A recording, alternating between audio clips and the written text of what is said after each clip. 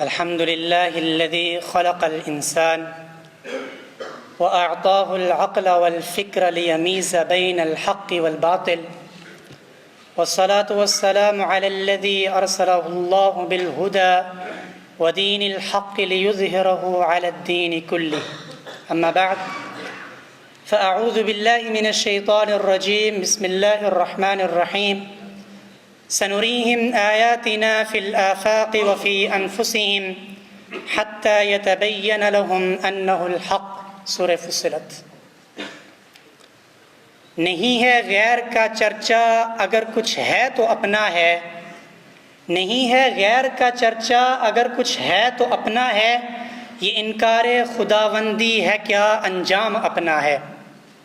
صدر مجلس، اساتذہ کرام اور میرے ہم مکتب ساتھیوں، ان الذین یلحدون فی آیاتنا، الحاد لا مقصدیت اور اہمال و احباط پر مبنی بے عملی اور بے راروی کے گرد گھومتا ہے، جس کی تعریف کرتے ہوئے امام ابن تیمیہ رحمہ اللہ تعالی مجموع الفتاوی کے اندر فرماتے ہیں کہ هو المیل الى الحق الثابت فی الفطرۃ والعقل والنقل الى الباطل والضلال. انسان فطری طور پر موجود ایمان اور معرفت الہی سے دور ہو جائے.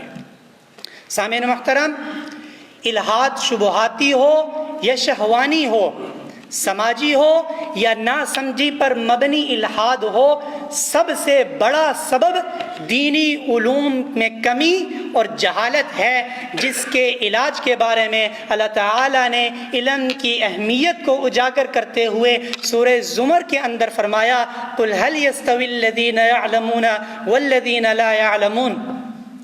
خواہشات کی پیروی انسان کو الحاد کی طرف لے جاتی ہے.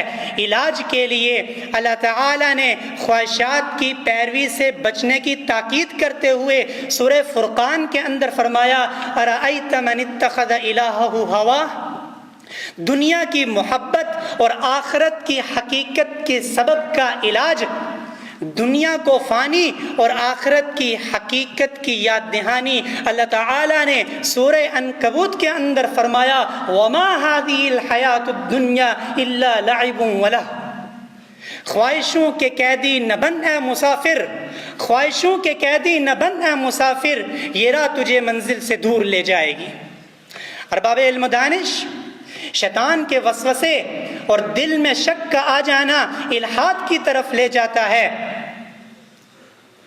اس کا بہترین علاج اللہ تعالیٰ کا ذکر اور اللہ تعالیٰ کی یاد دہانی ہے. سورہ اعراف کے اندر فرمایا وَإِمَّا يَنزَغَنَّكَ مِنَ الشَّيْطَانِ نَزْغٌ فَاسْتَعِذْ بِاللَّهِ. اسی طرح سبب غلط صحبت اور بری محفل کا علاج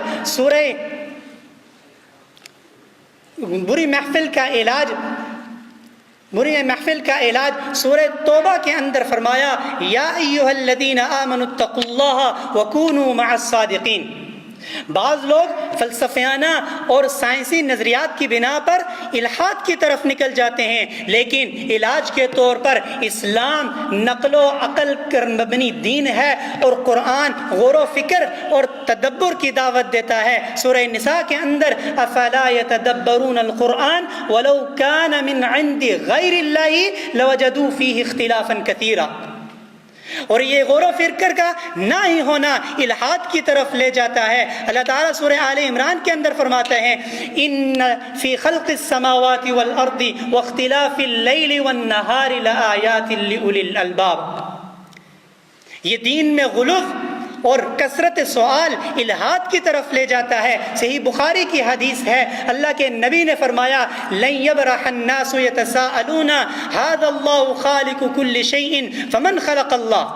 تو علاج اللہ کے نبی نے ہی فرمایا کہ اس شخص کو فوراً اعوذ باللہ من الشیطان الرجیم پڑھنا چاہیے. ججز صاحبان، سائنسی اور تجریبی نظریات میں ڈارون کا نظریہ ہو یا بگ بینگ کی تھیوری ہو، فلسفیانہ نظریہ میں عقل کی تعظیم ہو یا شک کا اصول ہو، مسئلہ تقدیر میں مسئلہ تقدیر کے متعلق امور ہوں یا ذہنی غلط فہمیاں ہوں، ان سب کو افی اللہ شک فاطر السماوات والارض کے دائرے میں رکھ کر ومن یعتصم باللہ فقد ہدی الی صراط مستقیم کو اپنانا ہوگا۔